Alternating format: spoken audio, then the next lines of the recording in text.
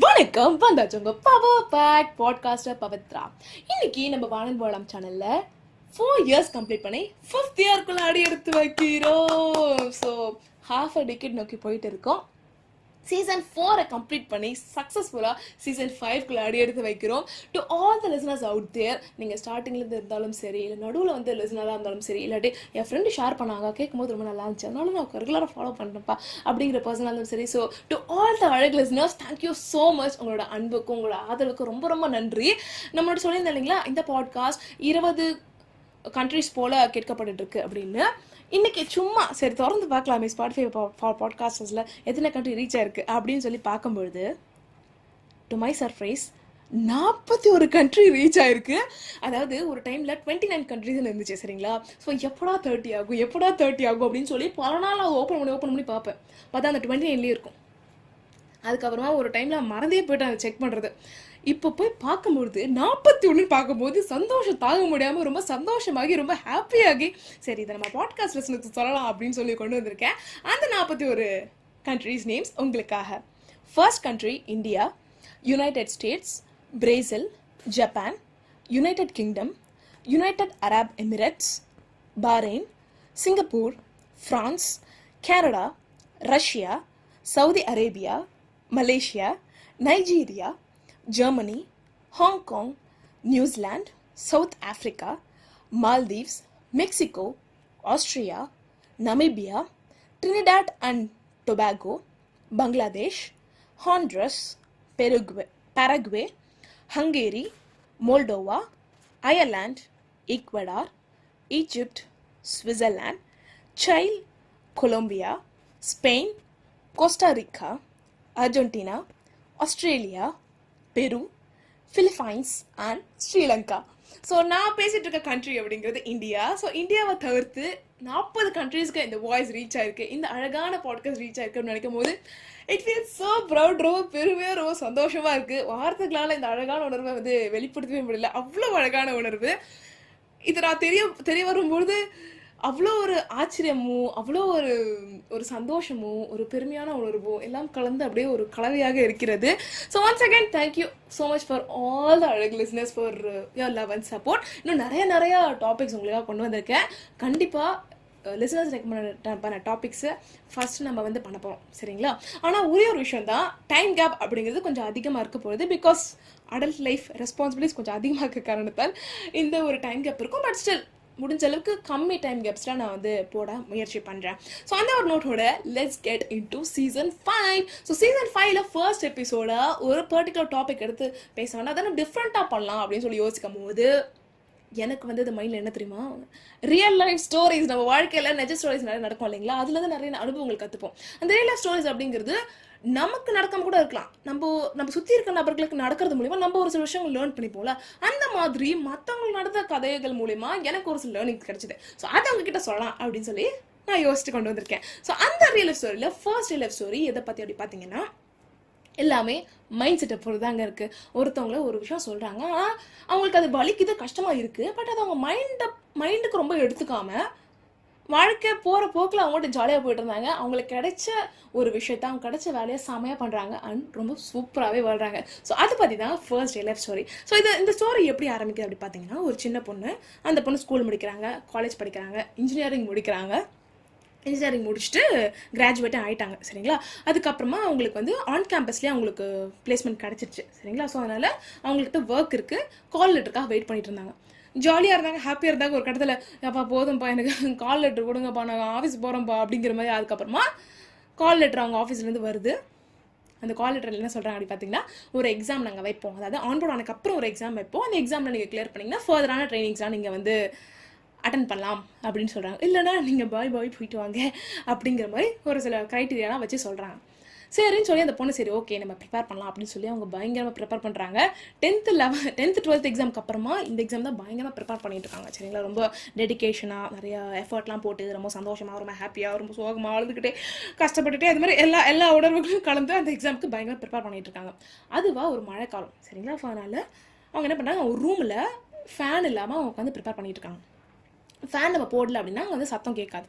சத்தம் கேட்காது இல்லை, ஐ மீன் சத்தம் இருக்காது. ஸோ வெளியே இருக்க சத்தங்கள் வந்து உள்ளே கேட்கும். நம்ம ஹாலெல்லாம் வெளியே உட்காந்து பேசிகிட்டு இருந்தோம் அப்படின்னா அது வந்து ஆப்வியஸாக உள்ளே கேட்கும் இல்லைங்களா. அன்னைக்கு அதே மாதிரி ஒரு விஷயம் நடந்திருக்கு. என்னன்னா, அவங்க நெருங்கின உறவுக்காரங்க வெளியே உட்காந்துருக்காங்க.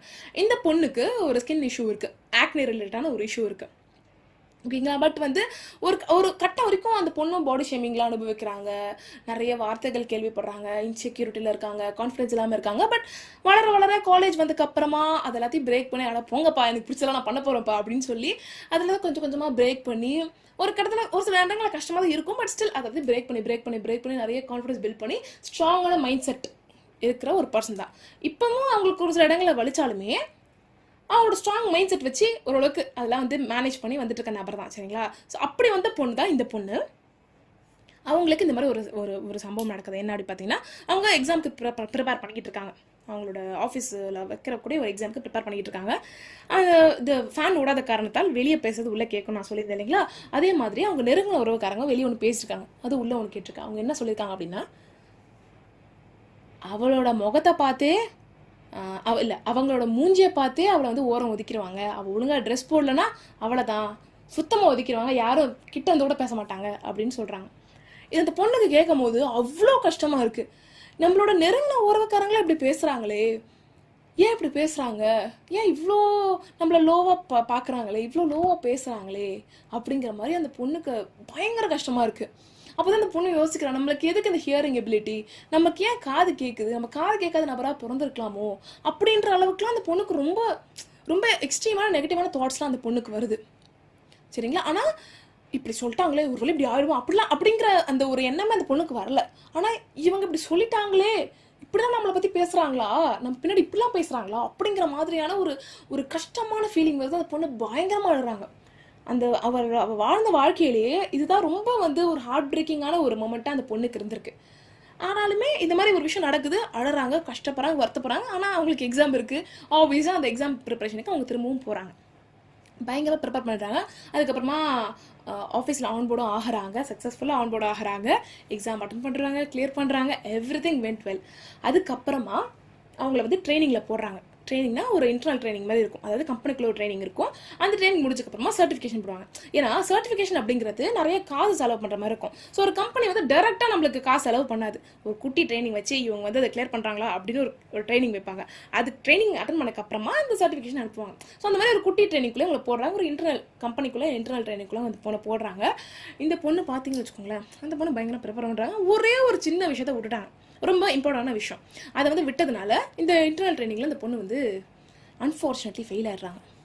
என்னடா அது இவ்வளோ கஷ்டப்பட்டு நம்ம வந்து ஒரு ஒரு டெக்னாலஜி நம்ம சூஸ் பண்ணுறோம், நம்மளுக்கு பிடிச்ச டெக்னாலஜி நம்மளுக்கு கிடைக்குது, ஆனாலும் அது நம்ம ஃபெயில் ஆகிட்டோமே, இவ்வளோ கஷ்டப்பட்டு படிச்சு ஃபெயில் ஆகிட்டோமே அப்படின்னு சொல்லி ரொம்ப வருத்தப்படுறாங்க. அதுக்கப்புறமா சரி ஓகே உங்களுக்கு இன்னொரு அட்டெம்ப்ட் தரோம், இன்னொருத்தர் நீங்கள் படித்து எழுதுங்க அப்படின்னு சொல்லி அவங்க கம்பெனி இன்னொரு வாய்ப்பு தராங்க. சரி இந்த வாய்ப்பு நம்மளுக்கு ரொம்ப பெரிய விஷயம் அப்படின்னு சொல்லி அந்த பொண்ணு திரும்பவும் ப்ரிப்பேர் பண்ணுறாங்க. எல்லாருக்குமே கேட்குறாங்க, இது கரெக்டாக இல்லை வேறு ஏதாவது நம்ம மிஸ் பண்ணலாம் அப்படின்னு சொல்லி அந்த ப்ராசஸோ அந்த டெக்னாலஜிக்கான அந்த அந்த இன்டர்னல் எக்ஸாமுக்கான விஷயங்கள் எல்லாத்தையுமே லேர்ன் பண்ணி செம்மையாக ப்ரிப்பேர் பண்ணுறாங்க. அந்த டைமில் பொங்கல் ஃபெஸ்டிவல் வருது. ஆனால் அவங்களுக்கு அந்த டைமில் எக்ஸாம் தான் முக்கியம் அப்படின்னு சொல்லி அதை ப்ரையாரிட்டைஸ் பண்ணி பயங்கரமாக வந்து ப்ரிப்பேர் பண்ணி எஃபர்ட் போட்டு அந்த எக்ஸாமையும் கிளியர் பண்ணுறாங்க. அதுக்கப்புறமா இதுவே ஜான்வரி போல் ஆயிடுச்சு, நான் சொன்ன மாதிரி பொங்கல் டைம்னா ஜான்வரி போல் ஆயிடுச்சு. அதுக்கப்புறமா அவங்க வந்து சர்டிஃபிகேஷன் பண்ணுங்கள் அப்படின்னு சொல்லி அவங்களுக்கு ஒரு மெயில் வருது. தென் சர்டிஃபிகேஷன் நாமினேஷன் பண்ணுறாங்க. அந்த பொண்ணு வந்து சர்டிஃபிகேஷன் ட்ரைனிங்காக வீட்டிலேருந்து ஆஃபீஸ் போகிறது, ஆஃபீஸ்லேருந்து வீட்டில் இந்த மாதிரி நிறைய போயிட்டு இருக்கு.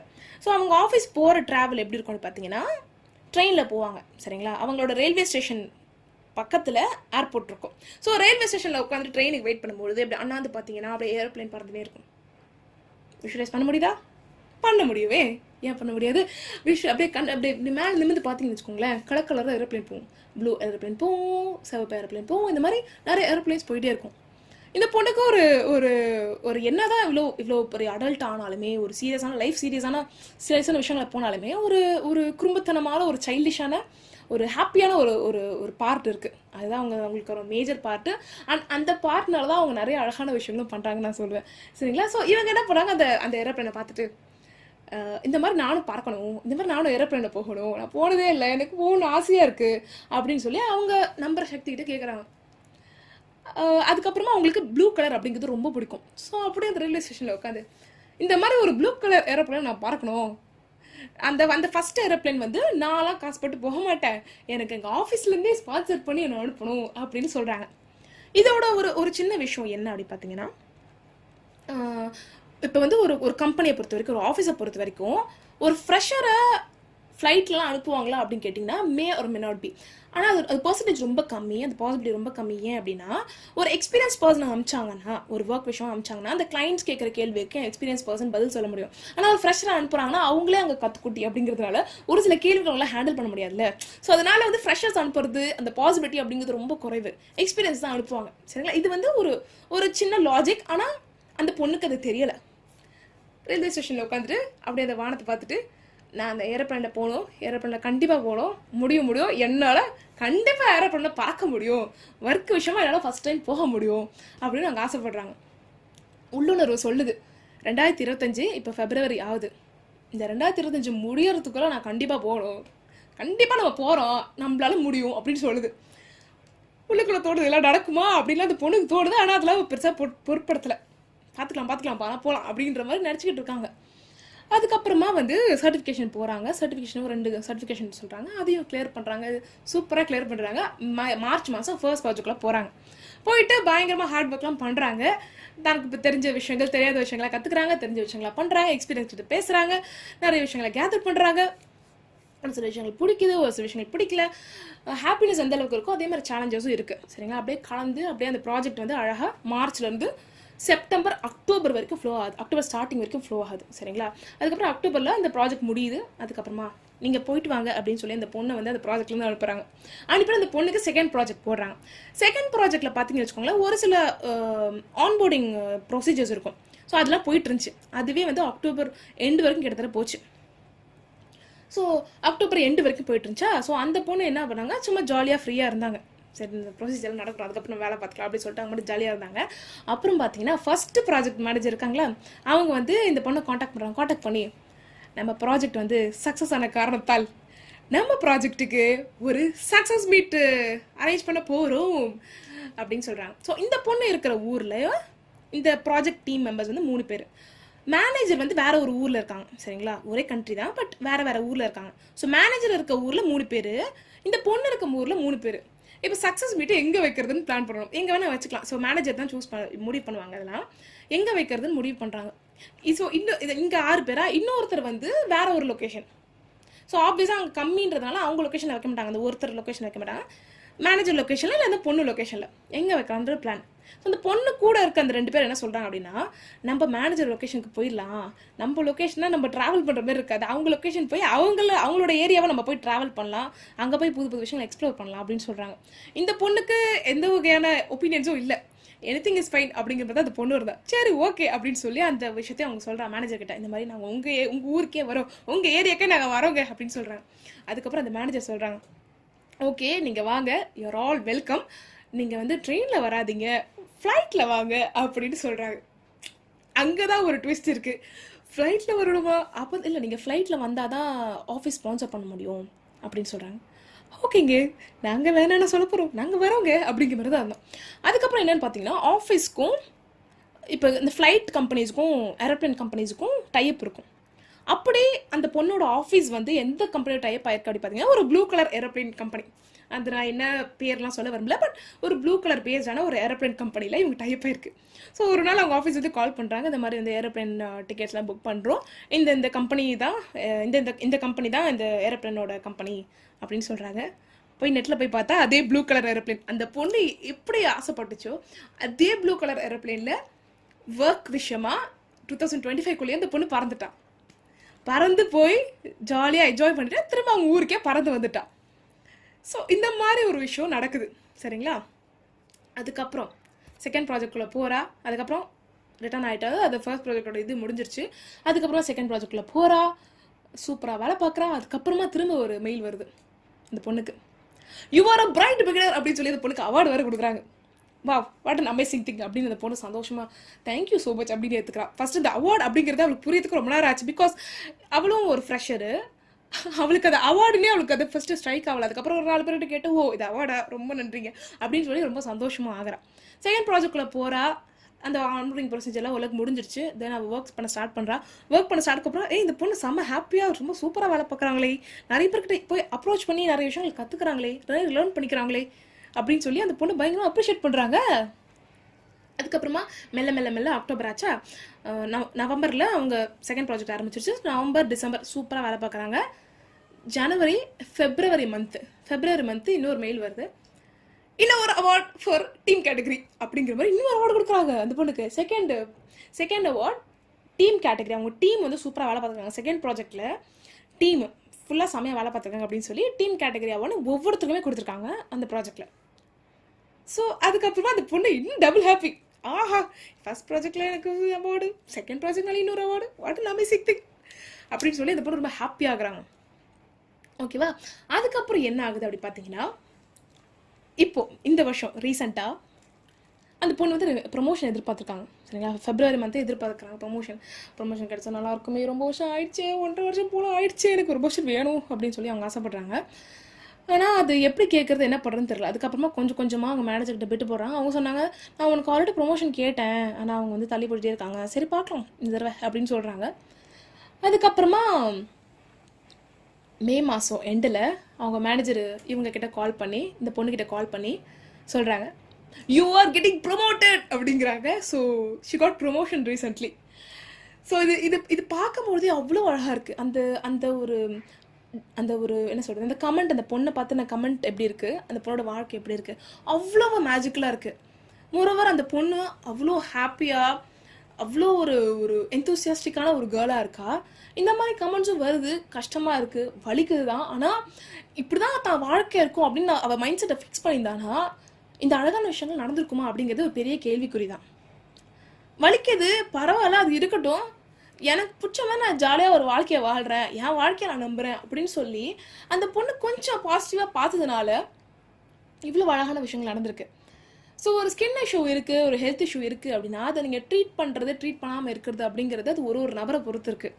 ஆனால் இந்த மாதிரி கமெண்ட்ஸ் பாஸ் பண்ணுறது, இந்த மாதிரியான ஒரு வளர்ச்சியை, ஒருத்தருக்கு வளர்ச்சி தர முடியாத கமெண்ட்ஸை அவங்க முகத்தை நேராக பேசுறதா இருக்கணும் சரி, பின்னாடி பேசலாம், இது சுத்த வேஸ்ட்டு. அதெல்லாம் அந்த மாதிரிலாம் விஷயங்கள்லாம் பேசுகிற நபர்கள் அவங்க சுற்றி இருக்காங்கன்னா இந்த மாதிரி என்கிட்ட பேசாதீங்க அப்படின்னு சொல்லுங்கள். அண்ட் இந்த மாதிரி விஷயங்கள்லாம் நீங்கள் மைண்டெல்லாம் எடுத்துக்கிட்டு இதை நீங்கள் ஃபிக்ஸ் பண்ணிட்டீங்கன்னா ரொம்பவே கஷ்டம் வாழ்கிறது. ஸோ அதனால் இந்த ஒரு பொண்ணை ஒரு இன்ஸ்பிரேஷனாகவும் நீங்கள் தாராளமாக எடுத்துக்கலாம். ஸோ கண்டிப்பாக இந்த பொண்ணுக்கு நிறைய அழகான விஷயங்கள் வரும் அப்படின்னு நம்ம பாட்காஸ்ட் சார்பாக, என்னோட சார்பாக நான் வாழ்த்துக்கிறேன். அடுத்த ரியல் லைஃப் ஸ்டோரி எதை பற்றி அப்படி பார்த்தீங்கன்னா, don't blindly follow what people say. ஒரு சிலர் ப்ரொஃபஷனலிசம், டிசிப்ளின், காலை 5 மணிக்கு ஏந்திருப்பது எவ்வளோ முக்கியம் அப்படின்லாம் சொல்லுவாங்க. ஆனால் அதெல்லாம் அவங்க ஃபாலோ பண்ணுவாங்களா அப்படின்னு கேட்டாங்கன்னா மே ஆர் மே நாட் பி அப்படின்னு தான் சொல்லுவேன். இது எனக்கு ஒரு ரியல் லைஃப் ஸ்டோரி மூலிமா தான் புரிஞ்சுது. அவங்க எப்படி பண்ணலாம், ஏன் இப்படி பண்ணாங்க, ஏங்க அவங்களே இப்படி பண்ணிட்டாங்க அப்படின்னு ஒரு வாரமாக யோசிச்சு அதுக்கப்புறமா ஒரு கடத்தில் ஒரு கன்க்ளூஷன் வந்துச்சு. அந்த கன்க்ளூஷன் வந்ததுக்கப்புறம் தான் எனக்கு புரிஞ்சுது, எல்லாரும் சொல்கிறதெல்லாம் அவங்க பண்ணுறது கிடையாது. அவனுக்கு என்ன சரின்னு படுதோ அதை சொல்கிறாங்க. தனக்கு தான் ஃபாலோ பண்ணுறோமோ இல்லையோ, மற்றவங்க ஃபாலோ பண்ணுறது பார்க்கும் போது இது சரியாக இருக்கும் போல இருக்குது, அப்போ நம்மளுக்கு 4 பேருக்கு சொல்லுவோம் அப்படின்னு சொல்லிலாம் சொல்கிறாங்க போல இருக்குது. ஸோ அந்த மாதிரி ஒரு விஷயம் நடந்துச்சு. அது என்ன நடந்துச்சு அப்படிங்கிறத நான் சொல்கிறேன். ஒரு நபர் ப்ரொஃபஷனலிசம் அப்படிங்கிறத ரொம்ப எம்ஃபசைஸ் பண்ணி பேசுவாங்க. சரிங்களா? ப்ரொஃபஷனல் லைஃப்பும் பர்சனல் லைஃப்பும் வேறு, இது ரெண்டுத்தையும் மிக்ஸ் பண்ணக்கூடாது அப்படின்னு சொல்கிற ஒரு நபர் 2026 என்ன பண்ணாங்க தெரியுமா? ஒரு சாம்பார் குண்டா எடுத்து அதில் ஒரு ஸ்பூன் ப்ரொஃபஷனலிசமை போட்டு மீதி ஒரு தேவையான அளவு, ஒரு கைப்பிடி அளவு பர்சனல் லைஃப்பை போட்டு ரெண்டுத்தையும் கலந்து அடிச்சிட்டாங்க. எனக்கு அது பார்க்கும்போது அவ்வளோ ஷாக்கிங்காக இருந்துச்சு. ஏங்க எப்படிங்க நீங்கள் சொன்னது ஒன்று செய்கிறது ஒன்றுன்ற மாதிரி இருக்குது, வாட் இஸ் திஸ் பிஹேவியர் அப்படிங்கிற மாதிரி எனக்கு இருந்துச்சு. நான் அதை அவங்ககிட்ட போய் பெருசாக வெளிப்படுத்திக்கல, because I don't want to do that. அவங்க வந்து அது அவங்களோட பர்சனல் சாய்ஸு. பட் ஸ்டில் ஒரு விஷயத்த ஒரு மாதிரி சொல்லிட்டு அதை அவங்களே அதை ஃபாலோ பண்ணலாம் எப்படி அப்படிங்கிற மாதிரி எனக்குள்ள ஒரு கேள்வி போயிட்டே இருந்துச்சு. இது ஒரு வாரமாக போகுது. இதை நான் ஃப்ரெண்ட்ஸ்கிட்டேயும் சொல்கிறேன், எப்படி பேசுனாங்க தெரியுமா அவங்க, ஆனால் அவங்க இப்படி பண்ணிட்டாங்களே அப்படிங்கிற மாதிரி தான் இருந்துச்சு. என்னால் அதை அக்செப்டே பண்ணிக்க முடியல. அப்போ தான் எனக்கு புரிய வந்தது என்னன்னா, ஒருத்தர் ஒரு விஷயத்த சொல்கிறாங்கன்னா அதை அவங்க ஃபாலோ பண்ணணும் அப்படிங்கிறதுக்கு என்ன நிச்சயம்? கண்டிப்பாக கிடையாது. ஒருத்தர் ஒரு விஷயத்த சொல்கிறாங்க அப்படின்னா அது அவங்களுக்கு சரின்னு பட்டுச்சுன்னா மேபி அது சொல்லலாம். பட் இல்லை, இது வந்து சரிதான், ஆனால் நம்மளால ஃபாலோ பண்ண முடியல, பரவாயில்ல இவங்களுக்கு சொல்லட்டும், இவங்களாச்சும் ஃபாலோ பண்ணி நல்லா முன்னேறட்டுமே அப்படின்ற நினப்பில் கூட ஒரு சிலர் சொல்லலாம். இல்லைனா இது என்னோட ஃப்ரெண்டு ஒருத்தவங்க பண்ணியிருக்காங்க, அவங்களுக்கு இது ஒர்க் ஆயிருக்கு, நம்ம ஏன் இது இவங்களுக்கு சொல்லக்கூடாது அப்படின்னு சொல்லியும் ஒரு சிலர் சொல்லுவாங்க. ஸோ அவங்க வந்து ஒருத்தர் ஒரு விஷயத்த சொல்கிறாங்க அப்படின்னா அது அவங்க ஃபாலோ பண்ணுன்றதுக்கு எந்த வகையான நிச்சயமும் கிடையாது. மேபி நீங்கள் அவங்ககிட்ட கேட்கலாம், நீங்கள் இதை ஃபாலோ பண்ணுறீங்களா, நீங்கள் வந்து இதை வந்து நீங்கள் ப்ராக்டிஸ் பண்ணியிருக்கீங்களா அப்படின்னு நீங்கள் கேட்கலாம். அப்படி கேட்டிங்கன்னா மேபி அவங்க உண்மையும் சொல்லலாம், பொய்யும் சொல்லலாம். அதனால ஒருத்தர் ஒரு விஷயத்த சொன்னாங்க அப்படி பிளைண்டாக எடுத்துக்காதீங்க. அதே மாதிரி ஒருத்தர் ஒரு விஷயம் சொன்னாங்கன்னா அது அவங்க ஃபாலோ பண்ணிட்டு தான் சொல்கிறாங்க அப்படின்னு நிச்சயம்லாம் கிடையாது. அதனால ஒருத்தர் ஒரு விஷயத்த சொல்கிறாங்கன்னா இது சரியா தப்பா, இது எனக்கு வேணுமா வேணாமா, என் வாழ்க்கைக்கு இது செட் ஆகுமா செட் ஆகாதா அப்படின்னு பிரித்து பாருங்கள். அதுக்கு தான் நம்ம எல்லாருக்கும் பகுத்தறிவு அப்படிங்கிற விஷயம் இருக்குது. அதாவது டிவைட் பண்ணி இது இது வேணும் எனக்கு வேணாம் அப்படின்னு பிரித்து பார்க்குற அளவுக்கான ஒரு அறிவு நம்ம எல்லாருக்குமே இருக்குது. அதனால எவ்வளோ பெரிய மகானாக இருந்தாலும் சரி, எவ்வளோ பெரிய ஆளாக இருந்தாலுமே சரி, ஒருத்தர் சொல்லிட்டாங்க அப்படின்னு சொல்லி டிங்கு டிங்கு டிங்கு டிங்குன்னு மடையாடிட்டு செய்யாதீங்க. உங்களுக்கு அது வேணுமா வேணாமா, சரியாக இருக்குமா இருக்காதா அப்படிங்கிறத ஒரு முறைக்கு 2 முறை இல்லை 10 முறை கூட யோசிங்க. ஆனால் யோசிச்சுட்டு செய்யுங்க அப்படின்னு தான் நான் சொல்லுவேன். ஓகே, ஸோ அடுத்ததாக என்ன சொல்ல வரான்னு பார்த்தீங்கன்னா, ஒரு முக்கியமான விஷயம், ஒரு பர்சனலாக ஒரு ஒரு ஒரு விஷயம் வந்து நான் பண்ணிக்கிட்டு இருக்கேன், ஒரு ஸ்கில்லை வந்து இதில் லேர்ன் பண்ணிகிட்ருக்கேன். அப்போலாம் தோணும், ஐயோ இவ்வளோ கஷ்டமாக இருக்கு, என்னால் முடியல, நான் விட்டுறேன், நான் போகிறேன்னா, எனக்கு ரொம்ப கஷ்டமாக இருக்குது அப்படிங்கிற மாதிரிலாம் நிறையா தருணங்கள் வரும். பட் ஒரே ஒரு திருக்குறள், ஒரு வள்ளுவரோட குறள் வந்து என்னை வந்து பயங்கர மோட்டிவேட் பண்ணும். சரிங்களா? ஸோ அந்த மாதிரி ஒரு ஸ்ட்ரகிள் பண்ணிகிட்ருக்கீங்க, அதாவது ஒரு விஷயத்த ரொம்ப பிடிச்சி போயிருப்பீங்க, ஆனால் அங்கே பார்த்தா அது ரொம்ப கஷ்டமாக இருக்கும், நினச்சதை விட ரொம்ப கஷ்டமாக இருக்கும். என்னடா இது இங்கே இது பண்ணவும் முடியல, இதை விட்டு போகவும் முடியல, இப்போ என்னை எப்படிதான் மோட்டிவேட் பண்ணிக்கிறது அப்படின்னு நீங்கள் நினச்சிங்கன்னா இந்த குறளை நீங்களும் பயன்படுத்திக்கோங்க. அதுதான் வள்ளுவரோட குறள் சொன்னது. நான் சொல்கிறேன் அது என்னன்றது. தெய்வத்தான் ஆகாதிரனும் முயற்சித்தன் மெய் வருத்த கூலி தரும் அப்படின்னு சொல்கிறார். அதாவது சாமியே கடவுளே ஒரு விஷயத்த உங்ககிட்ட கொடுக்கக்கூடாது அப்படின்னு நினச்சிங்கன்னா, எனக்கு நினச்சாருன்னா நீங்கள் அதை முயற்சி பண்ண அந்த முயற்சி அந்த விஷயத்த கொண்டு வந்து கொடுத்துரும் அப்படின்னு சொல்கிறாங்க. அதாவது கடவுளே இந்த நபருக்கு இது கொடுக்கக்கூடாது அப்படின்னு நினச்சாலுமே நம்ம முயற்சி நம்மளுக்கு கொடுத்துருமா, அதனால் முயற்சி பண்ணிட்டே இருங்க அப்படிங்கிற மாதிரி வள்ளுவர் சொல்கிறாரு. ஸோ வள்ளுவர் நான் என்ன சொல்கிறோம் அப்படின்னு பார்த்தீங்கன்னா, உங்களுக்கு ஒரு விஷயம் பிடிச்சிருக்கு ஆனால் அது ரொம்ப கஷ்டமாக இருக்குது, உங்களுக்கு ரொம்ப ரொம்ப வலிக்குது, மோட்டிவேஷனாக இல்லை அப்படின்னா இதை நீங்கள் மோட்டிவேஷனாக எடுத்துக்கோங்க. வள்ளுவர் சொல்லியிருக்காரு, இது வந்து நானும் நிறைய முறை பயன்படுத்திருக்கேன். ஏன்னா ஒரு சில நேரத்தில் ஒரு ஒரு ஒரு கோட்டம் நம்மளுக்கு ஞாபகம் வரும் இல்லைங்களா, டேலண்ட் கூட ஃபெயில் ஆகலாம் ஆனால் முயற்சி என்றைக்குமே ஃபெயில் ஆகுது அப்படின்னு ஒரு ஆக்டர் கூட சொல்லியிருப்பாரு.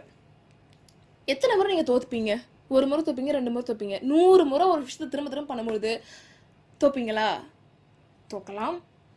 அப்போது நம்ம என்ன பண்ணோம், திரும்ப அதை ட்ரை பண்ணிகிட்டே இருக்கணும். கண்டிப்பாக 1வது முறை பண்ணும்போதும் 100வது முறை பண்ணும்போதும் வேறுபாடு இருக்க தானே செய்யும். ஒரு சின்ன இம்ப்ரூவ்மெண்ட்டாச்சும் தெரியும் இல்லைங்களா? சொன்னால் திரும்ப முயற்சி பண்ணிக்கிட்டே இருங்க. முடியும் முயற்சி பண்ணால் முடியும் அப்படின்னு சொல்லி நீங்கள் பண்ணுங்கள். ஏன்னா இந்த ஒரு டைலாக்கை நானும் யூஸ் பண்ணுவேன். இதை வந்து ஒரு குழந்தைங்களுக்கு அதை சொல்லிக் கொடுத்து அந்த குழந்தைங்களும் இப்போ வந்து புது புது விஷயங்கள் பண்ணுறாங்க. அவங்களோட அதிகமான வெயிட் இருக்கிற கேட்டை திறக்கிறாங்க, பிஸ்கெட் பேக்கெட் திறக்கிறாங்க, யோகா போசஸ்லாம் பண்ணுறாங்க. அதெல்லாம் பார்க்கும்போது ரொம்ப சந்தோஷமாக இருக்கும். அதனால நீங்களும் அதை ட்ரை பண்ணி பாருங்கள். கண்டிப்பாக இது வந்து ரொம்ப ஹெல்ப்ஃபுல்லாக இருக்கும். முடியும் முயற்சி பண்ணால் முடியும். ஓகே, அதனால் முயற்சி பண்ணிகிட்டே இருங்க. உங்களுக்கு பிடிச்ச விஷயத்த சந்தோஷமாக ஹாப்பியாக பண்ணுங்கள். ஒரு சில நாட்களில் அழுகலாம் வரும், அப்படியே கண்ணை தொடச்சிட்டு ஓகே படிக்கலாம் ஒன்றும் பிரச்சனை இல்லை, முயற்சி கொடுக்கும், சாமி கொடுக்கதோ இல்லையோ நம்ம முயற்சி கண்டிப்பாக நம்மளுக்கு கொடுக்கும் அப்படின்னு சொல்லிட்டு தைரியமாக உங்களுக்கு பிடிச்ச கடவுளை வேண்டிக்கிட்டு உங்களுக்கு பிடிச்ச விஷயங்களை செய்யுங்க. ஓகே, ஸோ அந்த ஒரு நோட்டோட நான் அப்படியே கிளம்புறேன். So once again thank you so much for all your love and support. ஒரு புது எபிசோட் வந்து இப்போ இன்னும் குக்கிங்கில் இருக்குது, ப்ராசஸிங்கில் இருக்குது. அந்த எபிசோடோட நான் உங்களை சந்திக்கிறேன். உங்களுக்கு எதாவது டாபிக் சஜஷன்ஸ், எதாவது ரெக்கமெண்டேஷன், எதாவது சஜஷன்ஸ் இருந்துச்சு நீங்கள் ஷேர் பண்ணணும்னு நினச்சிங்கன்னா the Karika32 THA_KARIJ32 அப்படிங்கிற என்னோட இன்ஸ்டாகிராம் பேஜில் நீங்கள் ஷேர் பண்ணலாம். நம்ம பாட்காஸ்ட்டுக்குள்ளே இருக்கிற ஒரு அழகான இன்ஸ்டாகிராம் பேஜான வான்ப வாழம் அப்படிங்கிற பேஜும் நீங்கள் தாராளமாக ஷேர் பண்ணலாம். நான் இன்ஸ்டாகிராம் பேஜ்லாம் வச்சிடலப்பா, எனக்கு மெயில் ஐடி இருந்தால் சொல்லுங்கள், நான் வந்து உங்களுக்கு மெயில் பண்ணுறேன் அப்படின்னு நீங்கள் நினச்சிங்கன்னா vaananbavalam@gmail.com அப்படிங்கிற மெயில் ஐடிக்கும் நீங்கள் தாராளமாக ஷேர் பண்ணலாம். இந்த 3 லிங்க்கும் நான் கீழே டிஸ்கிரிப்ஷன் கொடுக்குறேன், செக் பண்ணிக்கோங்க. ஸோ அந்த ஒரு நோட்டை நான் கிளம்புறேன். நன்றி ஃபார் போனால் வராது பொழுது போனால் கிடைக்காது என்று இருக்கும் உங்கள் நேரத்தை என் வார்த்தைகளுடன் செலவிடத்திற்கு மனசுக்கு பிடிச்ச மனசாய செய்யுங்க. நேரம் லவ்வோட, நேர காதலோட, நேர நம்பிக்கையோட செய்யுங்க அப்படின்னு சொல்லி நான் கிளம்புறேன். இது போன்ற வேறொரு அழகான எபிசோடில் சந்திக்கும் வரை பேச்சால் வார்த்தைகளால் பிரபஞ்சத்தை பளபளப்பாக்கும் பவித்ரா சைனிங் ஆஃப். பாய்.